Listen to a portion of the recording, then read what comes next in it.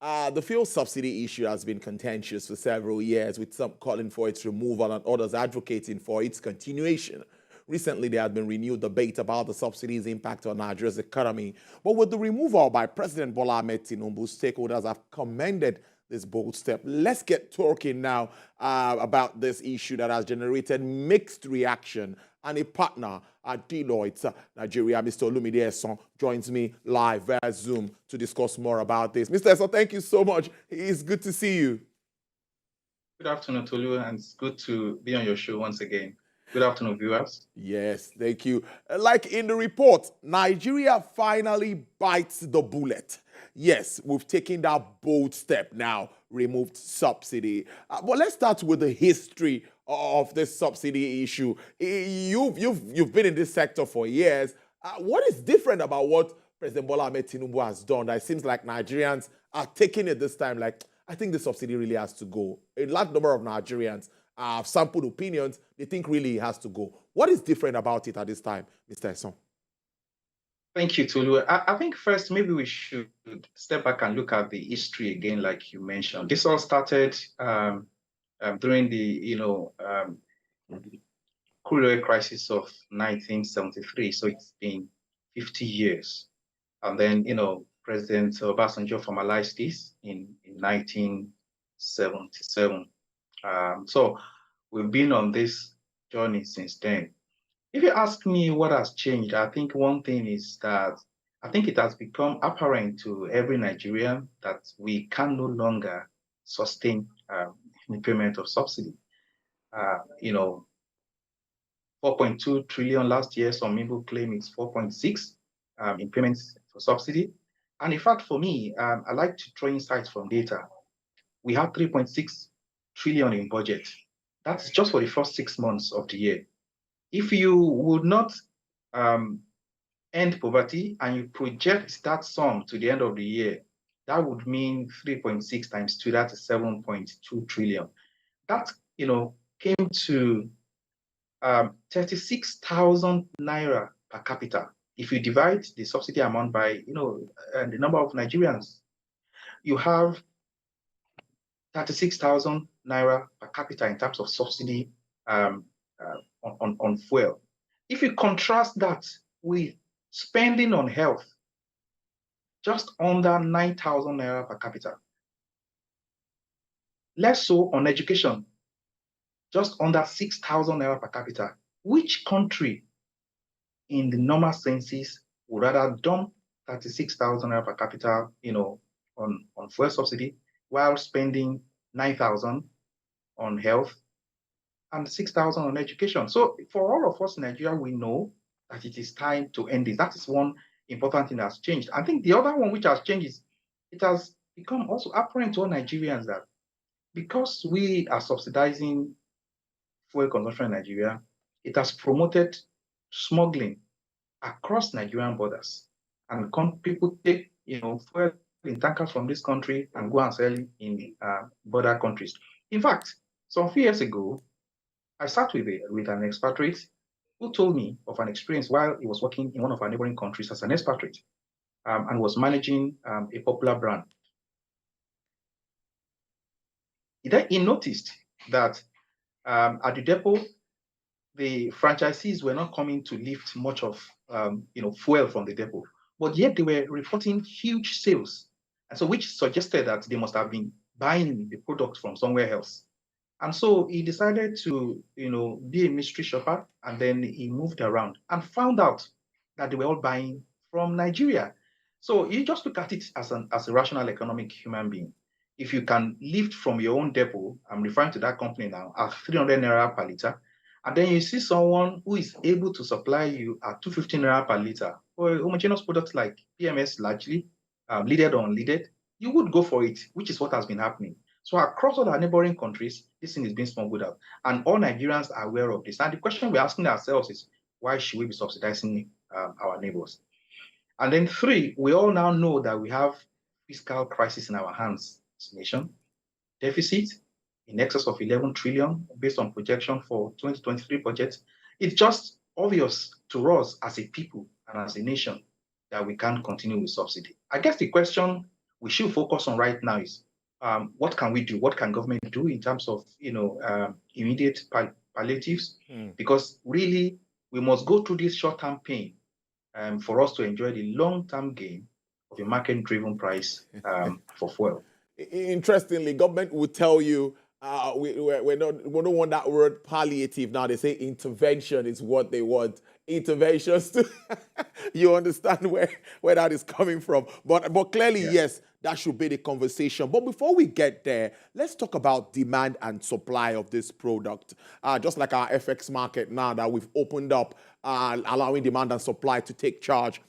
But if that happens with regards to our oil and gas, our PMS distribution, there's been an argument with regards to level of consumption, 60 million, 50 million, a lot of numbers being bandied around. That's an argument in some quarters that why is government not trying to also address that corruption in the sector or in the downstream before the entire, saying subsidy would go hook, line, and sinker? I don't know what your reaction is to that, but some Nigerians are worried about that fact. Okay, so thanks. Nigeria is a massive country, 923 square kilometers. That's our massive size, almost times 4 the size of the United Kingdom. We have very extensive borders with Benin Republic, with Niger, with Chad, with Cameroon. I think the challenge is how do you police effectively this long stretch of borders? Yes, indeed, the NNPC would say to you that, of course, they can confirm to you, what is lifted from the depot. And based on that summary, they could give you a figure, whether it's 60 million, liters a day or whatever it is. But they can't actually confirm what actually being consumed because really, it's not everything that left the depot that ended up in Nigeria. There's some estimate that up to 30-40% of what is lifted at the depot, are taken out of Nigeria. So the question, which again, you turn it around, is one of the incentives to actually remove the subsidy because then we will know the actual consumption. I mean, in some of our neighboring countries, since removing the subsidy, it's gone to like 450 cities, CFAs, which tells you that the fact that they removed the subsidy impacted the pricing across other countries, and which are the countries which we have largely been subsidizing over the years. So I'm not in any way saying that Nigerian government cannot or should not have secured our borders to be able to know what is being smuggled out. But there is significant incentive to smuggle out. There is economic incentives to smuggle out. And that's why, if you deploy the entire military across the borders, there will still be some successful smuggling that would happen. Government needs to, of course, invest in security services, border patrols and all of that. But the effective way to check this is to remove the subsidy. Whilst government work on reinforcing security apparatus, rejig, as they usually will say, the architecture of security systems, and look at maybe more technology-driven way of actually, guarding and patrolling our borders. But, there are alleged corruptions within the system, but I do think that largely the biggest bit of it is smuggling, that's, happening out this, these huge amounts of liters are disappearing, every day across the border. True. Let's now go to the short-term pains because time is always fast spent on television. Those pains are what Nigerians are worried about, and of course the long-term gains. Explain to us how long it will take us to transition from the pains to the gains.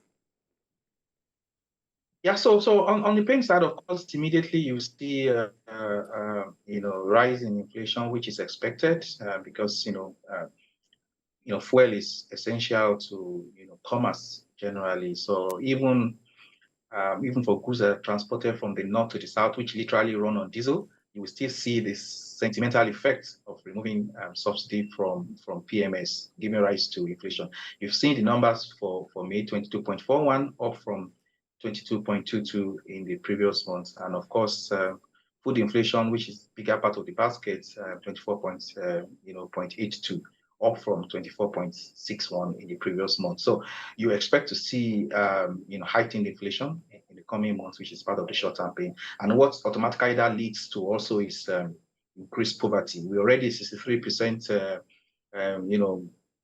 poor country. The poverty rate is about 3% at 0.257 in terms of the multi-dimensional poverty index. We expect that in the short term to increase. And of course, when there is poverty, there will be increase largely in petty crimes as well in the short term. But looking at the big picture, one of the greatest, I